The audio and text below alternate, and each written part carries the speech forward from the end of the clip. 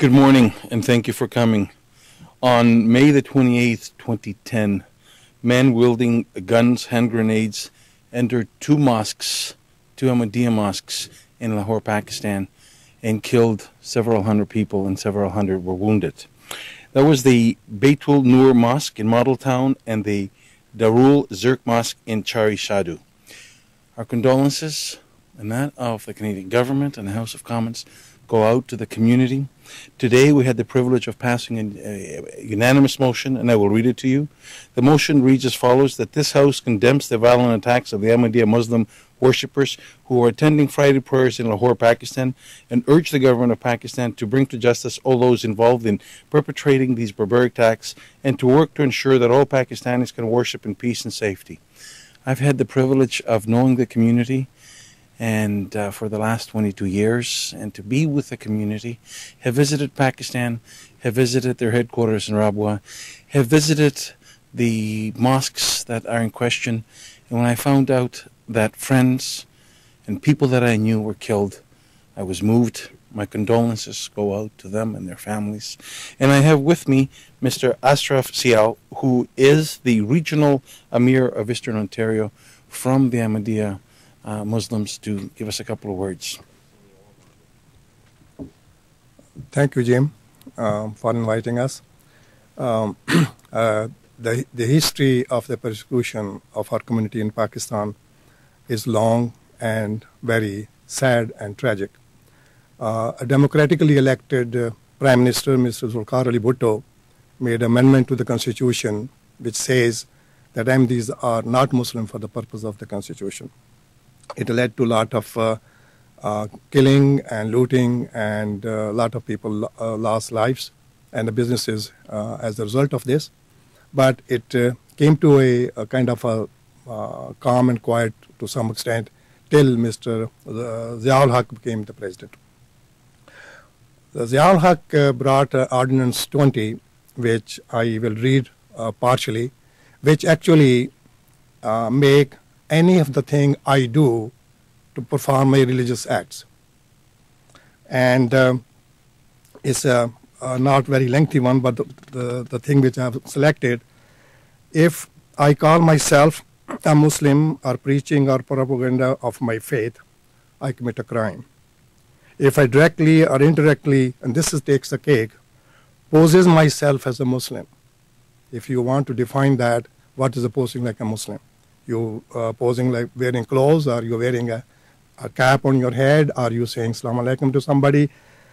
Or I propagate my faith or invite others to accept my faith by words, either spoken or written, or by visible representation in any manner whatsoever, which outrages the religious feelings of Muslims, shall be punished with imprisonment of either description of a term of may extend to 3 years, and shall also be liable for fine.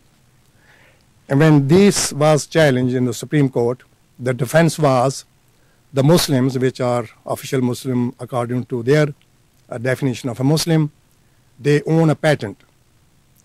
In other words, if we call ourselves for the our prayers, which is called azan, they own the patent to azan. We can't call it azan. We can't call a place of worship a masjid because they own the patent to masjid.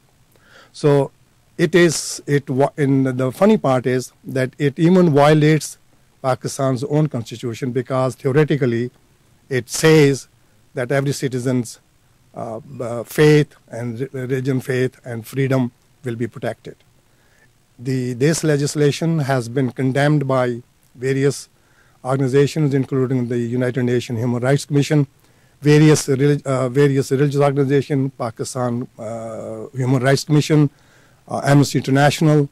So many international bodies have condemned, and currently the worst situation we are charged with is the disrespectful to the Holy Prophet Sallallahu Alaihi Wasallam, which of course no Ahmadi will even dream about. In one case, a family had issued an invitation card.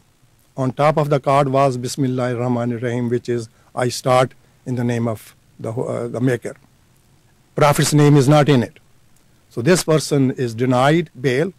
He is charged The case goes to the High Court. The judge of the High Court changes the charge to more serious, which is the disrespect to the Holy Prophet. And for your information, the only punishment for the disrespect of the Holy Prophet is death. So the defense lawyer asked the judge, Your Honor, Bismillah ar-Rahman ar-Rahim, Holy Prophet's name is not in it.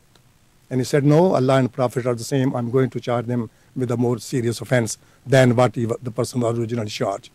We have up to about 400 to 500 people at any time in jail going through this process.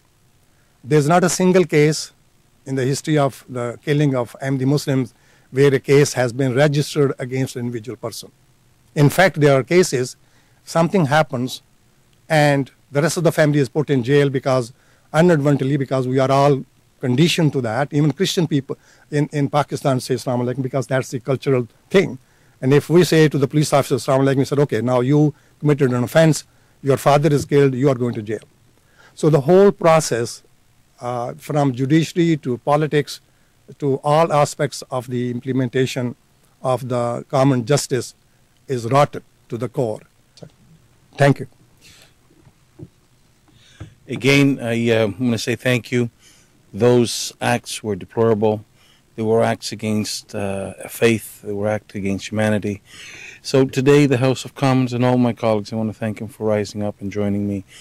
And my seconder of the motion, Scott Sims, and the fellow that jointly moved it together with me, Tim Opal, to thank them for making this possible. And we need to make sure that we, throughout the world, are looking after human rights, and we will not rest until human rights are given equally to everybody. Thank you again.